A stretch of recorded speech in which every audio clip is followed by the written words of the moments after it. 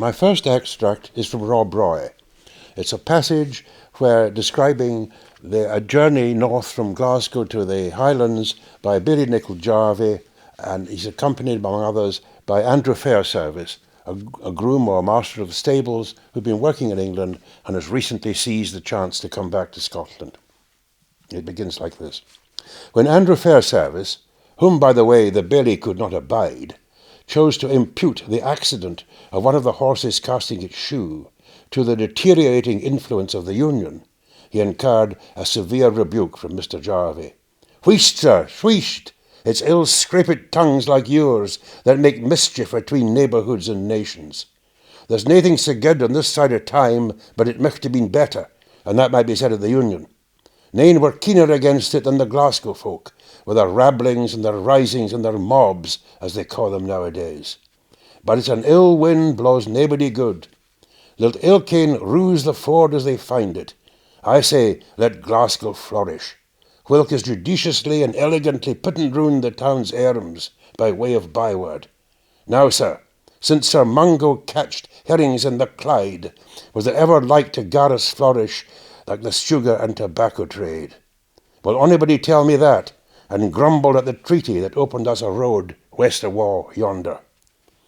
Andrew Fairservice was far from acquiescing in these arguments of expedience, and even ventured to enter a grumbling protest. That it was an unco change to have Scotland's laws made in England, and that for his share he wouldna for all the herring barrels in Glasgow and all the tobacco casks to boot have gi'en up the riding of the Scots Parliament, or sent awa our croon and our sword and our sceptre and Mons Meg to be keepit by the English pock puddens in the Tour of London. What would Sir William Wallace or old David Lindsay have said to the Union, or them that made it?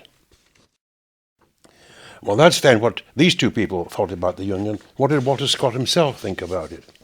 He describes a very short extract now from the Tales of a Grandfather, where he talks about the Union arrangement in 1707. Men, of whom a majority had thus been bought and sold, forfeited every right to interfere in the terms which England insisted upon. But, despised by the English and detested by their own country, held no alternative left save that of fulfilling the unworthy bargain they had made. In consequence, the nation considered it as a total surrender of their independence by their false and corrupted statesmen into the hand of their proud and powerful rivals.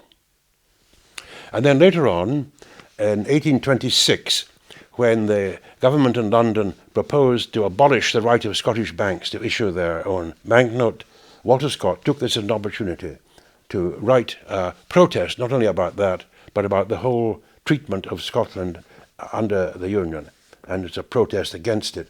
It's a document called the Letters of Malachi Malagrowther, originally published as letters in an Edinburgh newspaper, and subsequently published as a sort of pamphlet.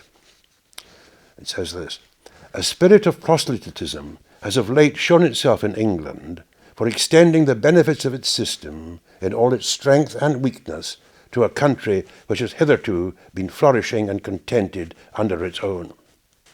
For more one half of last century, this was a practice not to be thought of. Scotland was during that period disaffected, in bad humour, armed too, and smarting under various irritating recollections.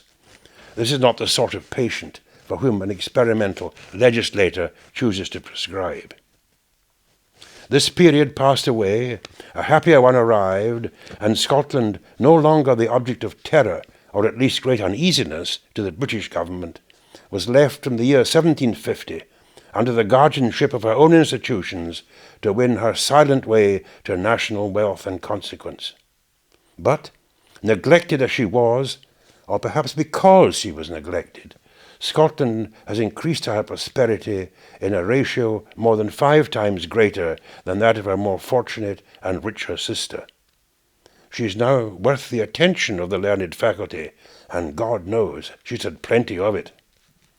There has been in England a gradual and progressive system of assuming the management of affairs entirely and exclusively proper to Scotland, as if we were totally unworthy of having the management of our own concerns. All must centre in London. Good heaven, sir, to what are we fallen? Or rather, what are we esteemed by the English? Wretched drivellers, incapable of understanding our own affairs, or greedy peculators, unfit to be trusted? On what ground are we considered either as one or the other? For God's sake, sir, let us remain as nature made us, Englishmen, Irishmen, and Scotchmen, with something like the impress of our several countries upon each.